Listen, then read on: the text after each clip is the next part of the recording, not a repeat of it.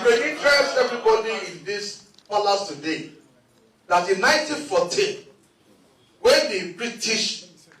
government wanted to form Nigeria,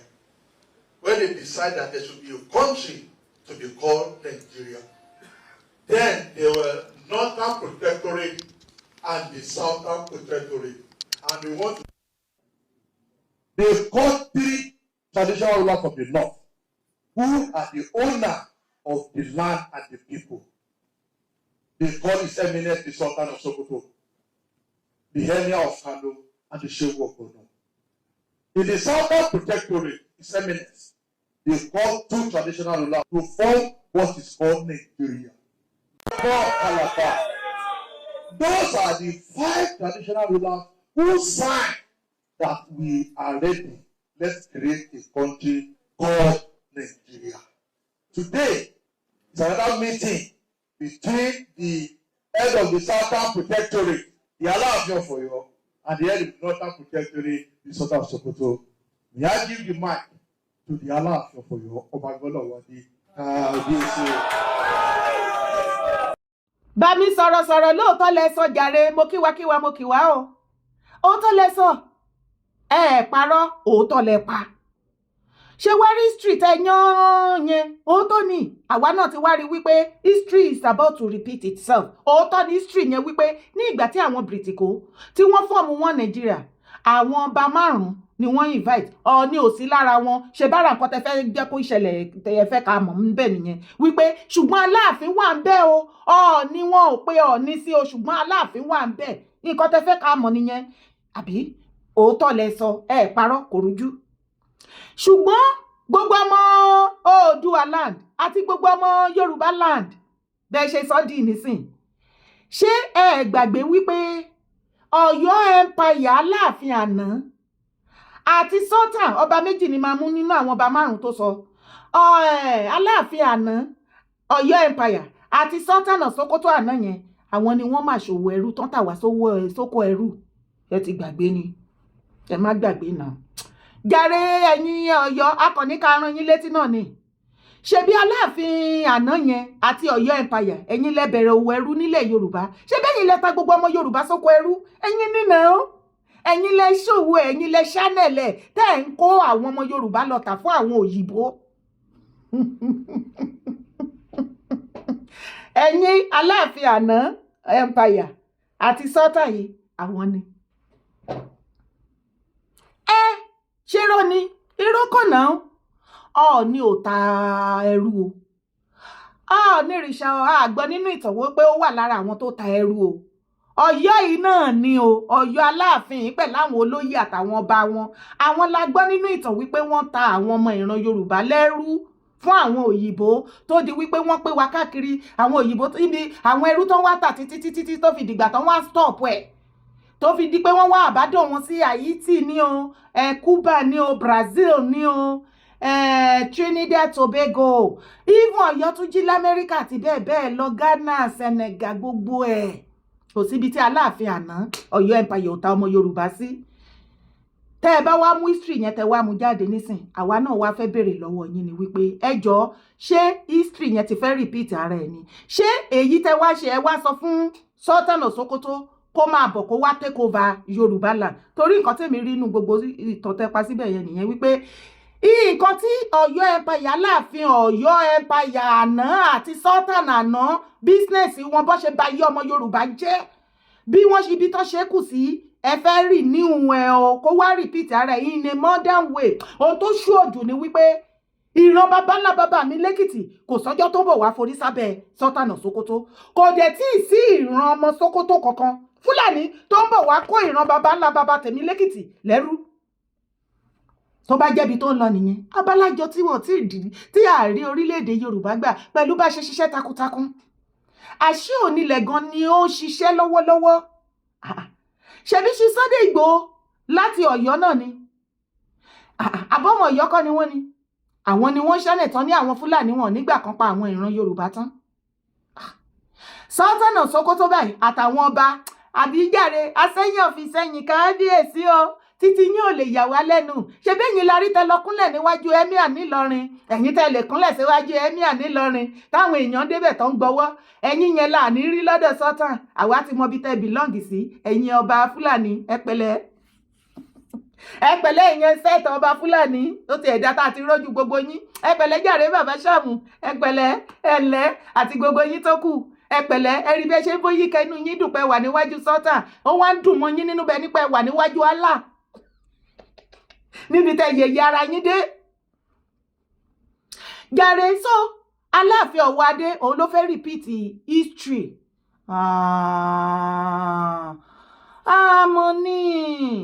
àmọ́ ní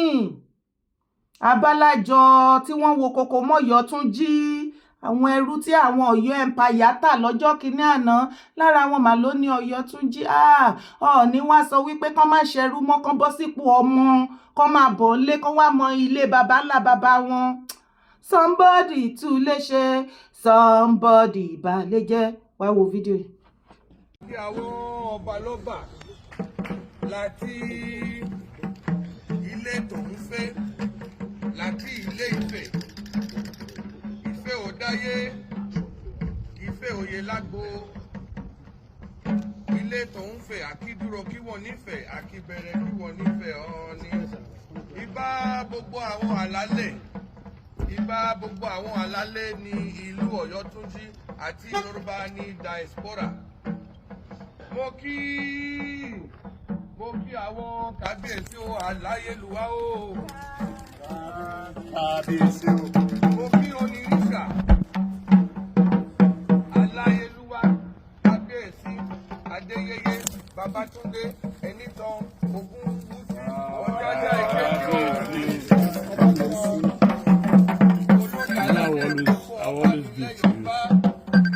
olórí aládìo kirikiri mo kí Àràbà Olótù Ifẹ̀ oníṣẹ̀ṣe Àràbà ní bàbá àwọn pátápátá káàkiri àgbáyé àwọn Ifá pátápátá káàkiri àgbáyé owó ẹ̀rẹ́ dùn mí o ẹ káàbọ̀ sí ilé wa abúlé Ọ̀yọ́túnjí. Ìbà o bàbá ọba of Florida ẹ ṣé mo dúpẹ́ ẹ káàbọ̀ nílé Ọ̀yọ́túnjí. Ọba Lúfẹ́ àti àwọn gbogbo ọbalọ́ba ẹ káàbọ̀ sílé wa abúlé Ọ̀yọ́túnjí. Gbogbo àwọn ọmọ Ọ̀yọ́túnjí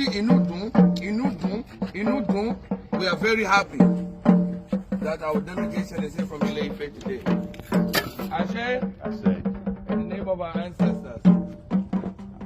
Asoda.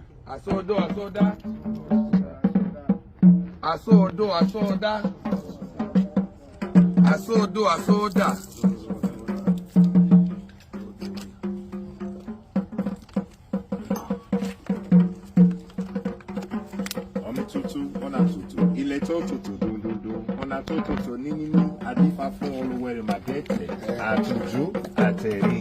nílẹ̀ olùwẹ̀rẹ̀ kí o gbọ́nà àṣewà ilé mọ́pẹ́ọ̀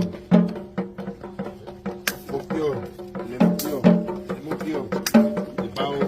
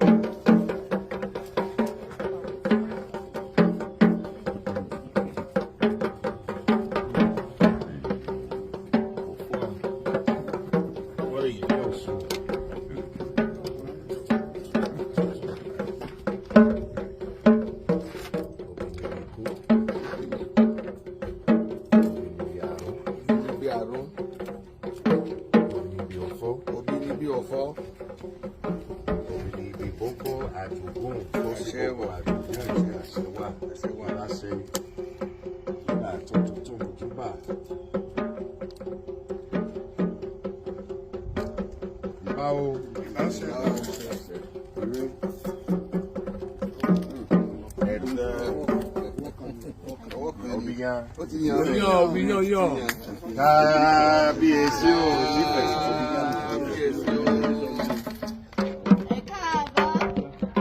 ẹ káàbọ̀ ṣe dáadáa lóde àti ìrètí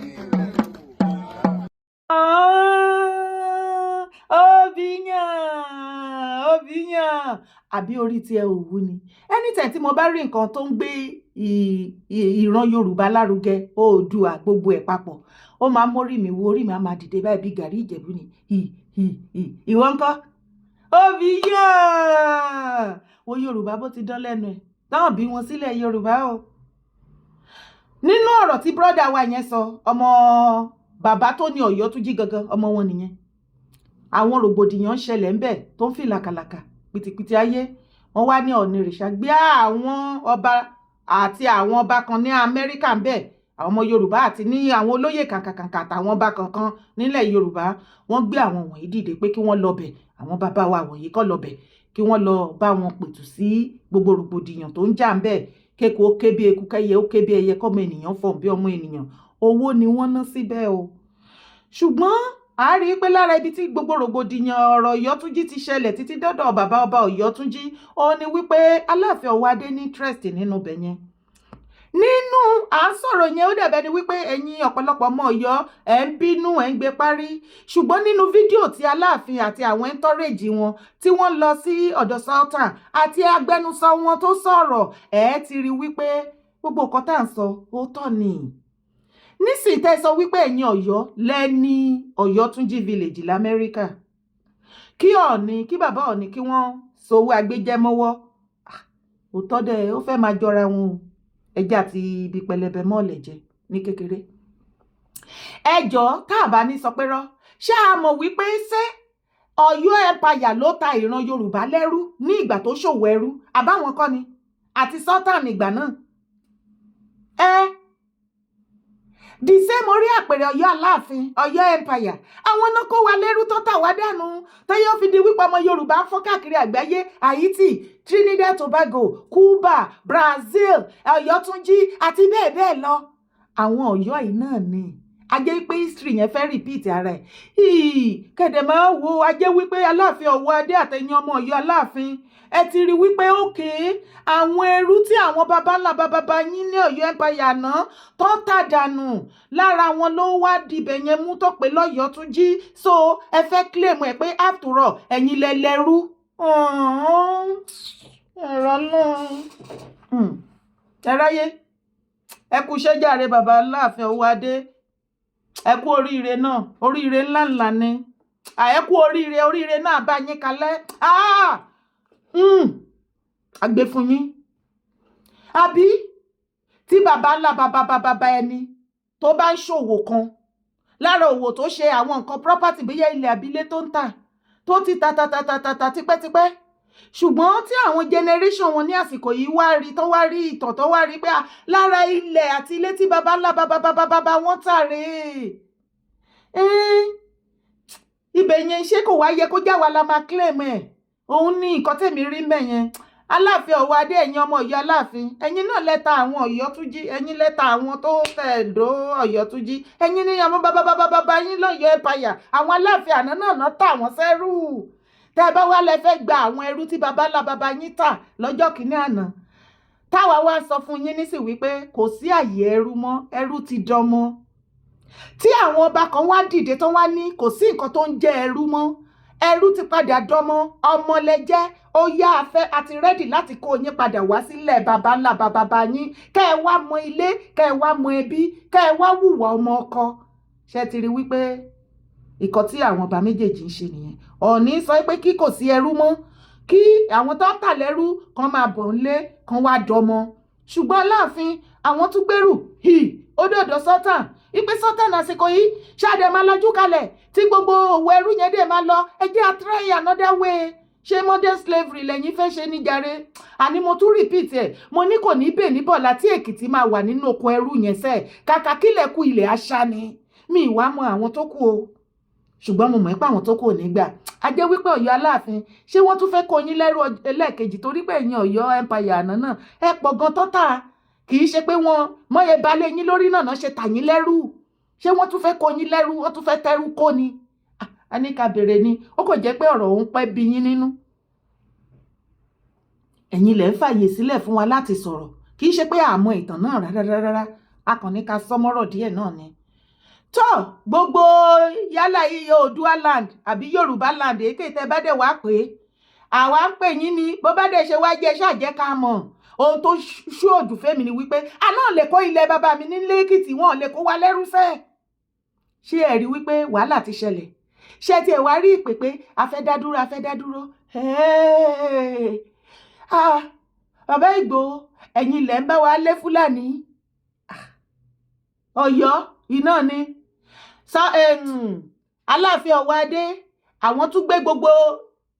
iṣẹ́ Fúlàní tí Ìgbòho ń lé àwọn tún wá lọ bá Fúlàní yẹn olórí Fúlàní pé yes a ti dé o iṣẹ́ yẹn gangan ni kẹ́ mú kẹ́ kúkú kó wọn lógúnlógún gbogbo ọmọ Yorùbá ẹ kú àfojúbà lẹ́ẹ̀kan sí o. So Ọ̀yọ́ ṣé ká wá sọ pé Ọ̀yọ́ ń gbẹ̀wọ́ Ọ̀yọ́ ń ṣe wá ni àbí kò tiẹ̀ wá yé wa mú ẹ wo bó bá ṣe jẹ́ lọ́kàn ẹ tó ṣe rí bá mi fi mẹ́sẹ̀gì síbi comment section má gbàgbé láti bá mi pín fídíò yìí káàkiri dé gbogbo ibi tó bá yẹ kó dé lọ́dọ̀ ọmọ Yorùbá pátápátá ọ̀rọ̀ ilẹ̀ Yorùbá tẹ́ ń pàpérò like play ogun àtẹ̀yìn omi àtẹ̀yìn wọ̀gbìn ilẹ̀ Yorùbá lẹ́nu ṣé tó máa kó wa lẹ́rú lẹ́lẹ́ẹ̀kejì ká má rí ní Paul wí má gbàgbé láti bá mi support brand mi subscribe to my YouTube channel thank you for doing so má sì gbàgbé láti drop comment bá mi like video bá mi love bá mi share orúkọ tèmi ò yí padà Yèyé Dára Kòwé ẹ̀rọ ṣẹ̀ṣẹ̀ kòwé